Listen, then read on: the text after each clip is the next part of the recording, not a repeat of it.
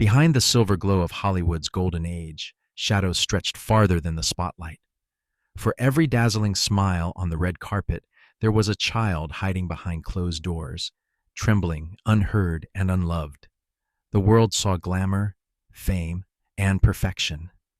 But inside the mansions of America's most adored stars, fame often came at a price no child should ever pay. Hollywood was never just about movies. It was a machine, one that polished perfection for the cameras while burying pain behind locked gates. And as the world applauded, generations of children were left to pick up the shattered glass of their parents' illusions. Joan Crawford, the mask of perfection. Joan Crawford ruled the silver screen in the 1940s, the very image of elegance and control. Her fans adored her discipline and poise. But her daughter Christina saw another face. When the cameras stopped rolling, Crawford's obsession with perfection turned into tyranny. Every towel, every hanger, every breath inside her home had to be flawless. Mommy Dearest, Christina later called her, a woman who demanded love the way others demanded applause. Her children lived in a world of rules, punishments, and fear. When the film Mommy Dearest finally revealed the truth, audiences were horrified. But for Christina, it wasn't a movie. It was a childhood. Crawford died believing she'd preserved her image, but her children carried the truth long after the cameras stopped flashing.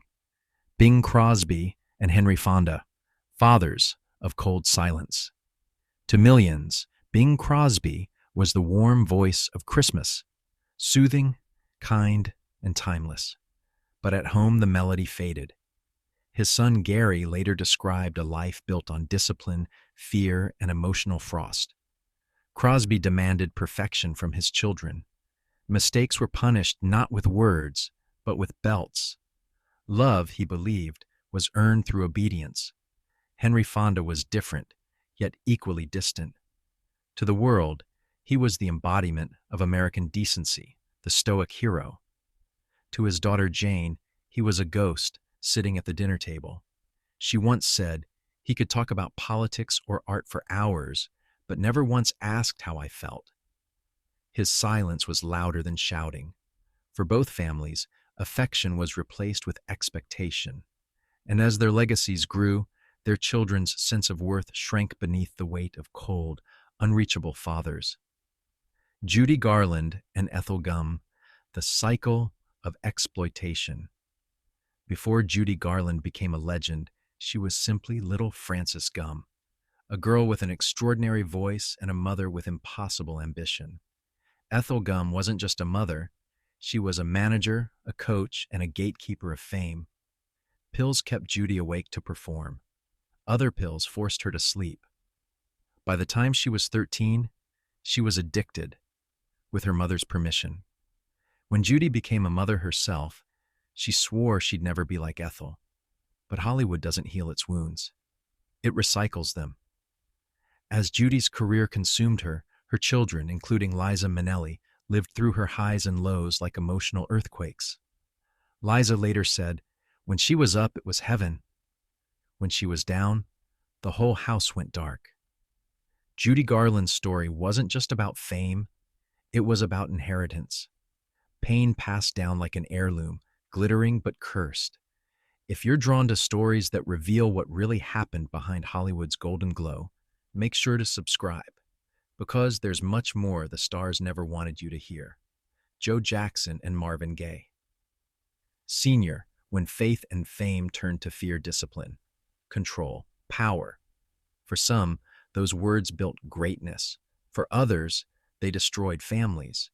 Joe Jackson was hailed as a visionary, the man who created the Jackson Five, who discovered Michael. But inside the Jackson home, he ruled through fear. His children were woken in the night to rehearse until they collapsed. A missed step could mean a beating. Michael Jackson once said that even as an adult, he trembled when his father entered the room. Joe called it discipline. His children called it trauma. Marvin Gaye Sr. was another father consumed by control, a preacher who mistook domination for love. His son, Marvin Jr., grew up in a home where faith was twisted into fear. When Marvin's music brought joy to millions, his father saw only sin. In 1984, their tension erupted in one of music's darkest moments. Marvin Gaye Sr. took his son's life. Two men, both driven by control, both leaving legacies built on pain. Lucille Ball and Peter Sellers. When genius turns cruel. Lucille Ball made the world laugh, but behind her laughter was iron discipline. She expected perfection from her cast, her crew, and her family. Her daughter later said, "My mother was a perfectionist first, a mother second." At home, love came with conditions. Be perfect or be invisible. Peter Sellers, one of the greatest comedic actors of all time, carried his brilliance like a weapon. His humor could charm an audience, but at home it cut deep. His daughter Victoria recalled the confusion of never knowing which father she would get, the adoring one or the angry one.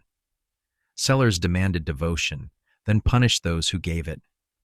Genius often hides fragility, but when that fragility goes unhealed, it becomes cruelty, soft-spoken, unpredictable, and unforgettable. Errol Flynn and Charlie Chaplin, legends. Too large to love. Errol Flynn lived like a myth, charming, adventurous, untouchable. But to his children, he was a ghost made of laughter and liquor. His daughter Deirdre said he mocked their looks and intelligence for sport. When they cried, he laughed. His fame fed his ego and starved his empathy. Charlie Chaplin, the little tramp who made the world smile, was equally feared at home. His son said life in their mansion felt like living under a ruler, not a father. Chaplin demanded silence, order, and obedience, the same control he showed on set. To millions, he belonged to the world. To his children, he never belonged to them at all. Even in laughter, cruelty can hide. And for these legends, the applause drowned out the cries. The new stage of exploitation. We like to think things have changed, that today's stars, with their therapy sessions, interviews, and public vulnerability, have broken the cycle. But look closer, and you'll see the same story playing out in a new arena. Parents who once dragged children to auditions now point cameras at them for YouTube views. Influencer families turn birthdays, meltdowns, and private moments into monetized content.